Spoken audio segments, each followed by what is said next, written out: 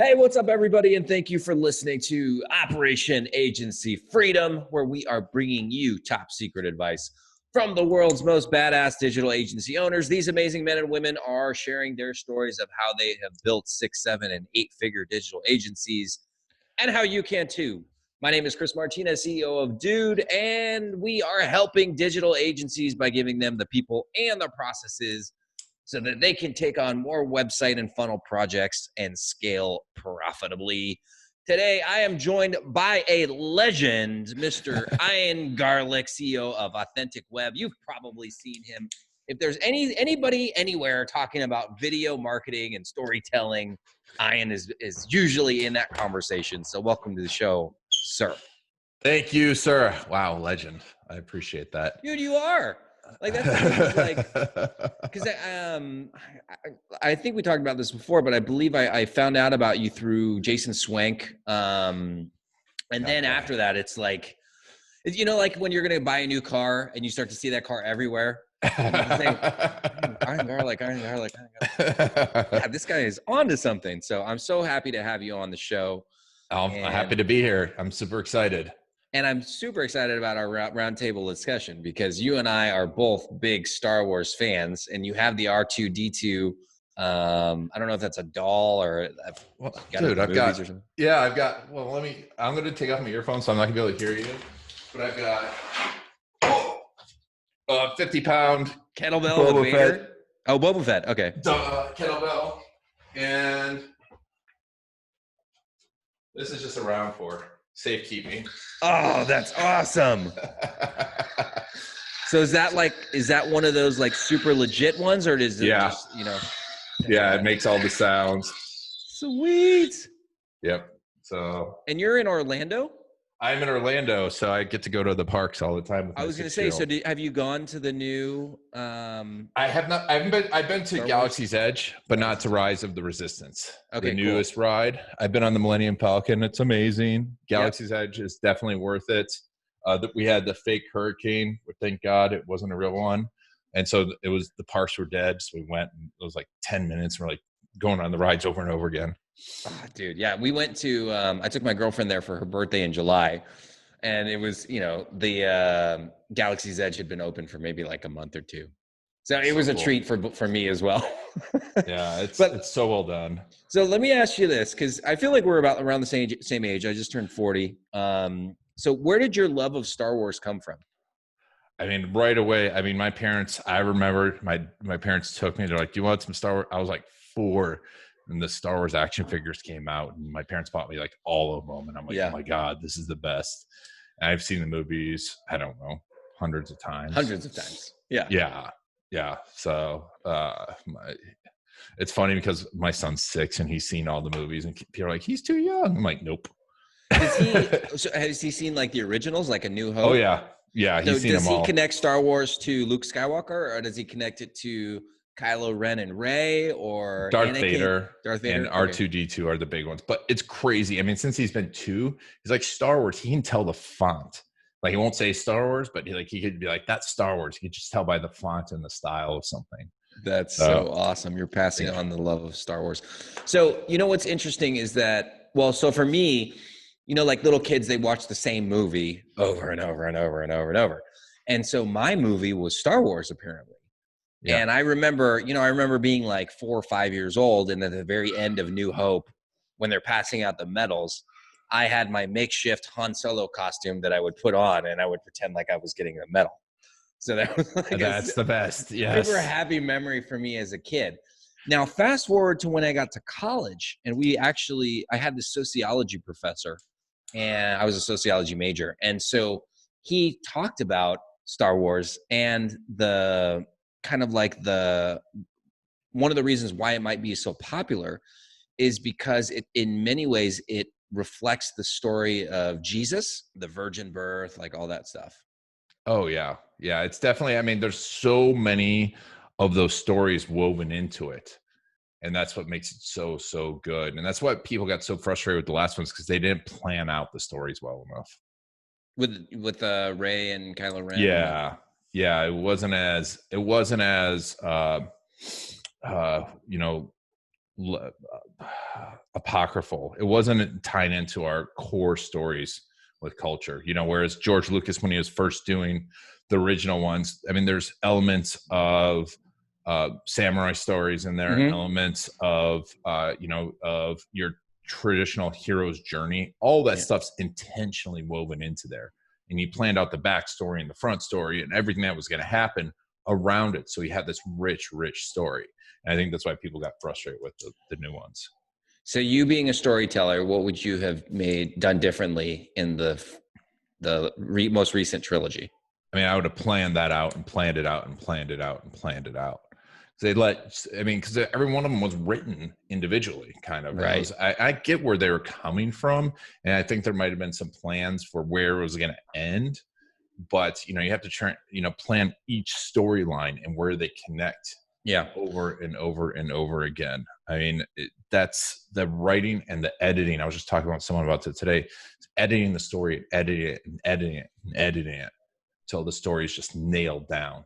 That's what you got to do. And who did it really well was all the Avengers sagas. I just started watching Captain America again last night, and how they have little stuff implanted in there, so there's familiarity too. Interesting. Yeah, I saw a documentary on the making of the original Star Wars, and I heard that George Lucas originally wrote all 3 episodes into one movie, and then so that might have made it easier for him to keep the story so connected, because he was like, "Well, this is originally 3. I only have budget and time to do 1," and so then it just flowed from there. Exactly, and that's what happened. That's why it worked so well. Yeah. What's your favorite Star Wars movie of all of them? Oh man, I don't know. I mean, visually I like Empire. Okay. But from just all of it, I love the New Hope. Yeah. I mean, that's for me. New Hope for sure, just because of the memory, the positive, like fun, happy memories. And then I actually love Rogue One. That's probably my second favorite. I liked it a lot. I liked Rogue One. I really liked the I've loved Mandalorian. I'm really happy with what I've only seen 3 of them, so I gotta watch the other ones. Yeah, and if you watch Star Wars Rebels, which is really well written, that there's a lot of tie in there, but they're fantastic. Interesting piece of Star Wars trivia. Do you know who's the only actor to be in every single Star Wars movie? Well, it's not C-3PO. It is C-3PO. It is C-3PO? Yep. Because what part of Rogue One was he in? The beginning when they're... I forget what part he's in, but he's in because when the ship comes at the end. When Vader's ship comes? And yeah. Because they have the plans and they're escaping. He's in that at the end? I'm pretty sure, yeah. Okay. Yeah, I just heard that trivia the other day, that interview with him, Anthony Daniels. Oh, yeah, well, obviously I knew that. Sweet, man. Well, let's get into the nuts and bolts of this interview, the whole reason why we're here.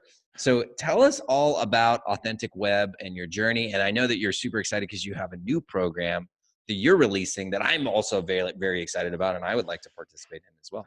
Yeah. So, I mean, take us back, man. Take you back. I've always been interested in marketing, but I was in New York, and I'd done a lot of stuff in my life.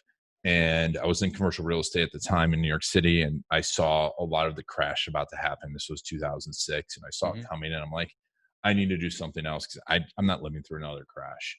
Because I traded through the crash, the previous crash, and the 99 to 2001. Yeah, exactly. I traded through that and worked in stocks, and but when I saw that coming, I'm like, I need to do something else. Got into I loved marketing. That was a favorite thing to do. So I got into marketing for attorneys, and was doing it for about 3 years for a very large company. And there was some stuff I just didn't like about what we were doing.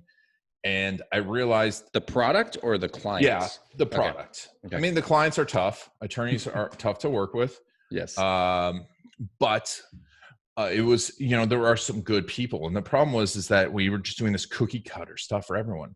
And when Google bought YouTube, I'm like, this is going to change everything. So we were doing SEO, and I'm like, this is going to change everything, because we're going to be able to get people and their story in front of the right people.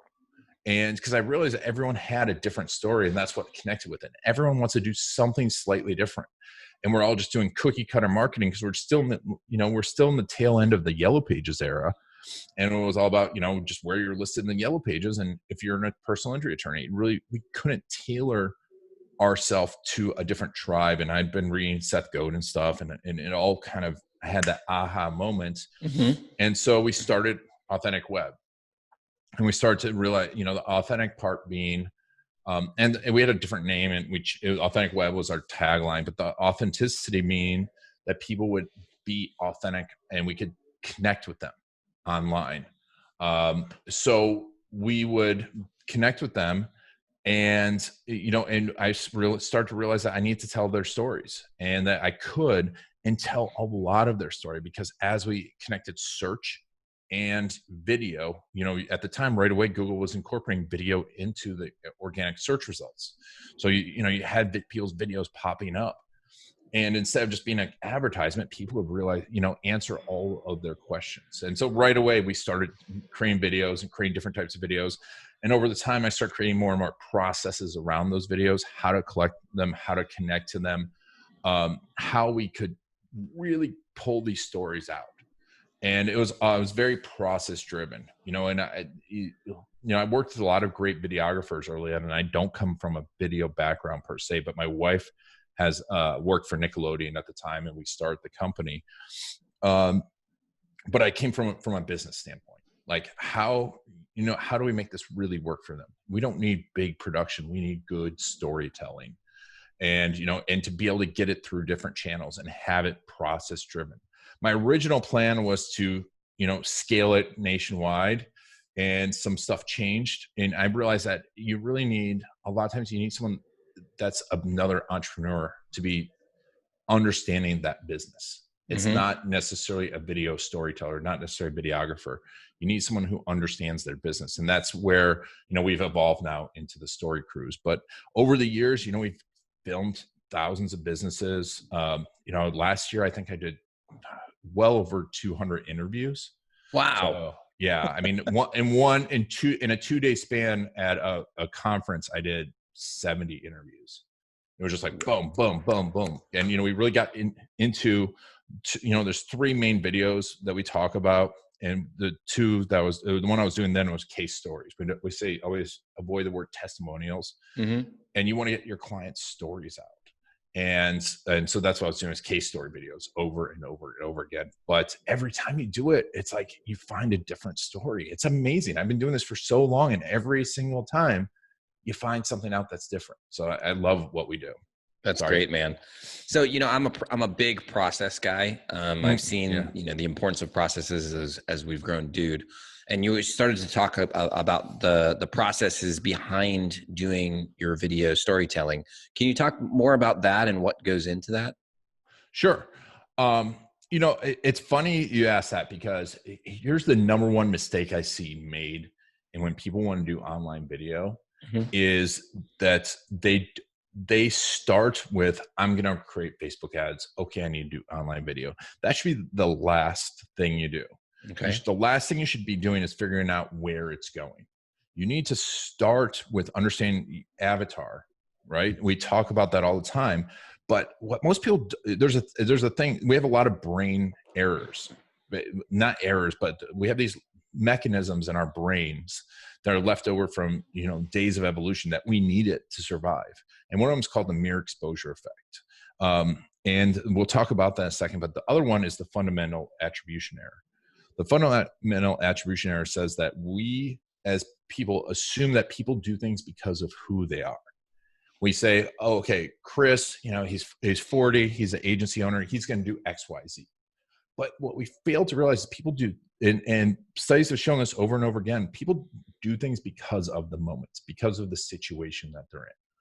And we are different people throughout the day. It's like when I'm dropping off my son, I'm a dad. I get here first, I'm opening, I'm in an operations mode, then I'm in a strategy mode, then I'm, trying to figure out what I want to have for lunch. And throughout the day, we're changing who we are. And so what we need to understand is our customer's journey. A lot of people talk about customer's journey, but we need to understand their journey, not our journey. A lot of people say, well, they opt in here and then we have awareness and then we have this, and this is our awareness piece. No, understand what your person's day looks like. Understand what their buying process looks like, what they're thinking.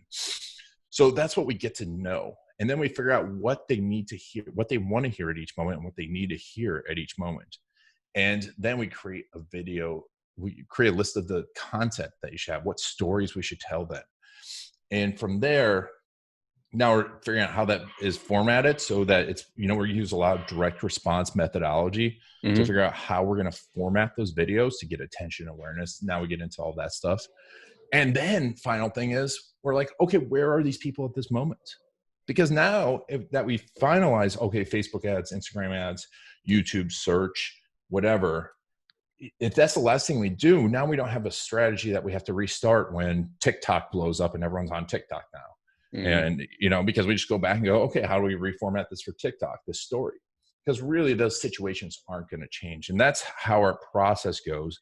And then for each video, we have a very specific format and very specific editing process based on the type of video that we're creating and where it is in their journey.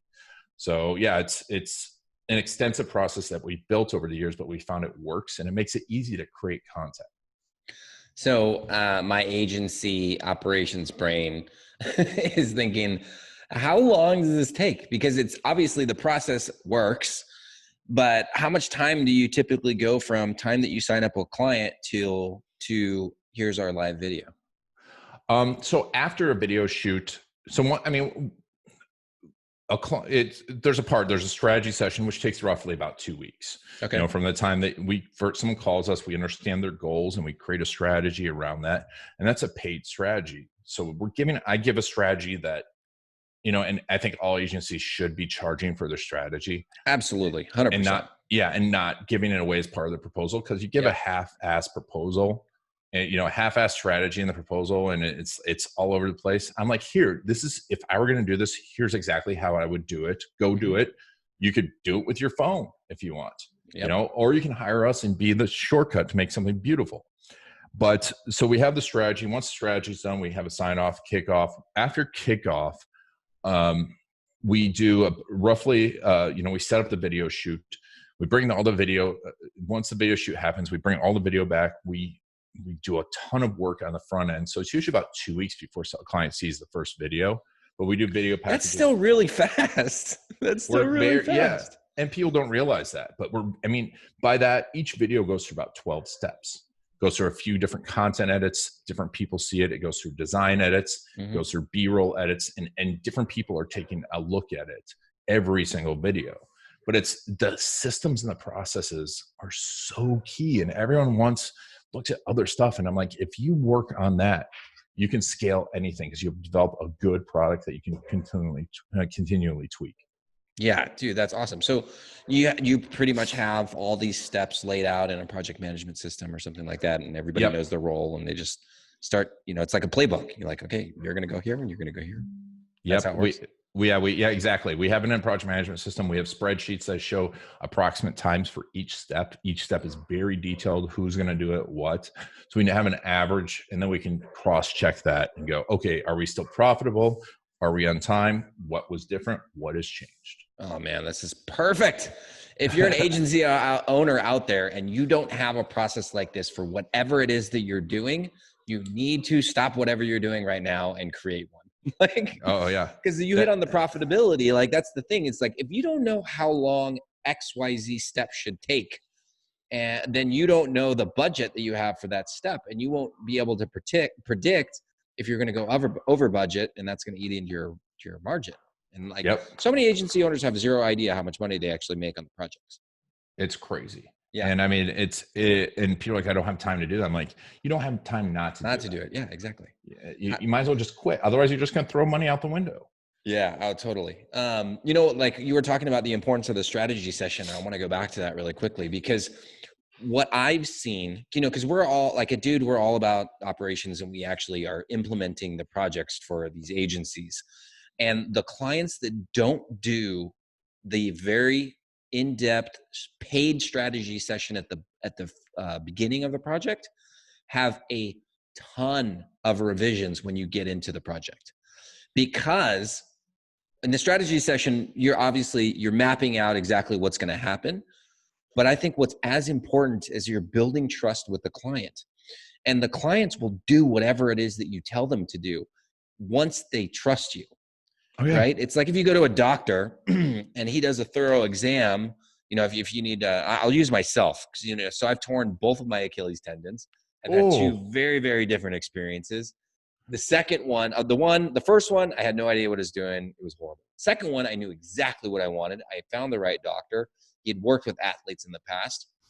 And so he did this very thorough exam, asked me all these very in-depth questions about my lifestyle and my activity level and what I wanted to do long-term. And I was like, man, this guy finally understands me. And then he gave me his, plan. He's like, we're going to do this surgery and we're going to do this. And we're going to have you, this is going to be your recovery plan. We'll have you up and walking in like 5 to 6 weeks. And to me, that sounded kind of crazy because the first time I was in a cast for 10 weeks and I didn't actually get back to fully recovered for 2 years. Oh my God. So this guy's telling me that I'm going to be playing soccer again in 6 months. And I'm like, but he understands me and he knows what he's doing. So I just did whatever it is he did. And it worked perfectly. And so that's how I relay it back to the agency world. It's like you have to do that strategy session to build that trust. And then when you get into the actual project, they're just going to do whatever it is that you tell them to do because they're like, okay, well, this person's the expert and they 100% understand me. So let's just roll, Yeah. Oh, you have to spend that time showing that you understand, but also getting to know them as much as possible. And it's super important. And the more you can know your client before they come on. Also, what you're doing too in that strategy session is you can find out if this person is someone you don't want to work with. Yep. Because if we're busting out proposals, a lot of times people will pick up proposals because they're on their fourth agency and they're like, oh yeah, I'll do this. And now you're at the bottom of the heap and you've got this horrible client. Yeah. And you're missing the great client because you didn't spend the time to talk to them and get to know them. So definitely be charging for strategy and take your time. That's awesome, man. So Authentic Web, I know that you guys, you've gotten booths at Traffic and Conversion and, you've done a lot of interviews with people and your name's out there. So what's what's up next for you? Because I know that you have this new program coming up. Yeah, so we've launched what we call Story Crews, not like a cruise ship, but like a film crew. Mm-hmm. We're training other agencies, videographers to be able to incorporate our video systems into there. And we're training videographers around the country because what I found is it's easy to find. There's tons of people say they'll do video, but like every day I get this where someone's like, oh, I just want a video. And you don't know how to hire a videographer. Most people don't. Yep. And what you get, even if you have someone that makes beautiful video, you have a video that doesn't convert. You miss out the right questions, you miss out the right shots. So if we're training videographers around the world on our systems, editors on our systems, and agencies on our systems, so we can all speak the same language, because it's the one thing that it's really tough to outsource. And we're trying to make it a lot easier for everyone so everyone can have story-driven video. I know there's not a single one of our clients who's done it who hasn't transformed their business at some level. Some it's a little bit. The more videos you do, the better off you are. But when it's done right, it will transform businesses. And that's my passion, is just make sure that everyone has this available to them. Yeah. You know what this reminds me of? This reminds me of step back like 8 years ago or 10 years ago when everybody was doing websites.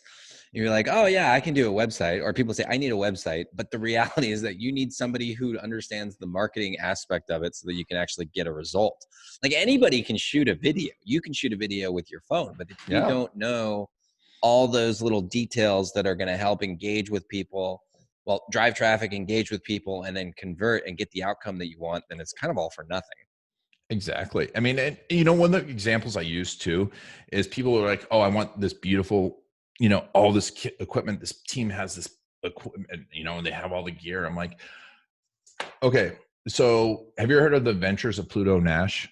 That's one way. Yeah. So most people haven't, because it was close to $200 million budget. I could be way off, but I know it's well over $100 million budget movie with Eddie Murphy. Yep. That I think grossed $25 million. It was a horrible movie. Right? It was bad storytelling, but they had the best of everything else. Now let's fast forward to what's the movie? Now I can't remember. All of a sudden I froze on it. What's with the storyline? Paranormal Activity. Yeah. I think they spent $50,000 and that movie's grossed $90 million. Why? Because they knew their audience. They knew where it was going to play. They knew, and they knew the timing of it, and they had a great storyline. And that shows the difference of planning that stuff out. And, because you can dump a ton of money into the best videographers, but they don't understand marketing. They don't understand digital marketing. There's a big difference between commercials. You're forced to see a commercial. Yeah.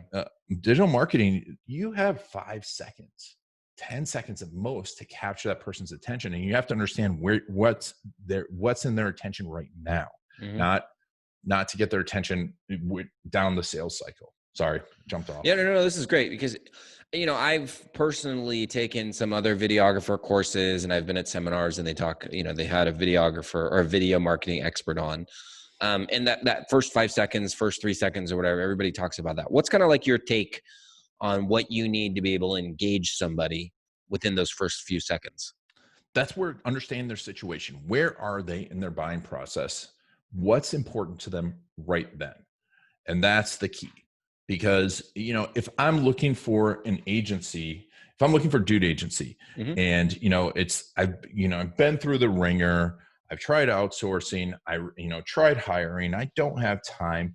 And now I'm close to that buying process. Well, a lot of your taglines work, are you ready to scale your agency? But if I'm early in the buying process and, yes, I can start with scaling the agency, but if I'm trying to figure out, what's the best way for me to hire 1 or 2 employees to build a website, that's where I need to be really getting their attention and speak to that person at that moment. Gotcha. And understanding that will change how you get those first 5 seconds, first 10 seconds. Yes. I think, I'm not the first person to say this, but everybody focus on that 3% that's in the, hey, I'm ready to buy right now phase. Yep. And you're missing out on the other 90%, 97% of people. 97% of your market you're missing out on. Yeah. And guess what? The people that are succeeding are getting those people early on in the process. So when it's time to buy, you're the only choice because it's like, I want to buy from you. Right. So this seemed like your new program, Story Cruise. That's right. Yep. Storycruise.com. It seems like it would be a pretty natural fit for a lot of agencies that are already out there following, the strategy session and have some sort of storytelling element in their marketing already. Yep. Oh yeah. We put one agency through, we have a training program last summer for agencies. We did a beta and one agency did something like, I want to say 700K. And this was all anecdotally, so I didn't check his numbers, but he did like 700K because of the program in 45 days. So it is insane. It's this process. The process. I'm not the best salesperson in the world, but I'm process driven. Yeah. When you're process driven, you can win. And when you talk to the person, listen to them the right way and move them along, you can win. So yeah, it's a natural fit. We're training agencies everywhere from the strategy aspect of it to incorporating it to our editing process. I want everyone to be able to do it. So what about if somebody's not, because we have some clients right now, that started off as web development agencies, right? Then they realize, hey, I got to do some sort of marketing. What's the best way for somebody who's not doing marketing right now for their clients that could integrate something like this into their agency?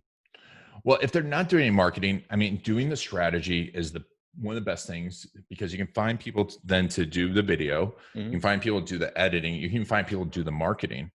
And if you're not doing marketing, I would think about it a little bit. If you're really stable. If you're not stable, I'd be looking for referral partners. And that's where you develop a network of them, and you make the plan, and that's what we do. I make a complete plan, and I might say, okay, podcasting is part of the strategy, website's part of the strategy, this is part of the strategy. We'll create. Here's the content that's across it, but here's our partners, and let's hand you off because they're going to do all the other stuff for you. Awesome, man. Yeah, for sure. This is great. Well, we're about out of time. I know that we could keep talking forever. We could spend 2 hours just talking about Star Wars. Yeah. So what is the best way for people to get in contact with you? So, I mean, you can hit me up on LinkedIn. I think I'm the only Iron Garlic out there on LinkedIn. There's another Iron Garlic on Facebook, but he's, I think, like 80. Yeah, I saw him on there. He's like 80. And I am friends with him. But if you're interested in adding video to your agency, or if you are a video agency looking to scale, go to storycruise.com/dude. And we'll have our blueprint process on there. We'll have some more information. You can sign up. You can chat us up and just let me know what you're interested in doing. Just let me know that you heard me. You just say, you know what, I heard you on Chris's podcast and this is what I'm interested in doing. If you hit me up on LinkedIn, I will give you advice. I love helping people out. Yeah, that's awesome, man. And who would be the perfect person to reach out to you today? I mean, if you're looking to sell video, or if you already are selling video and you want to start selling as a strategist and stop looking like an order taker, that's the big one. Because a lot of people look at videographers just like an order taker. It's the last thing that they think of. Instead, become a strategist and really learn how to scale so you don't have to do everything. That's the person. Dude, that's awesome. All right. Well, thanks so much, Ian, for being on the show. To all of our listeners, thank you all for tuning in today, and make sure that you return next Thursday and every Thursday for the next episode of Operation Agency Freedom. Thank you.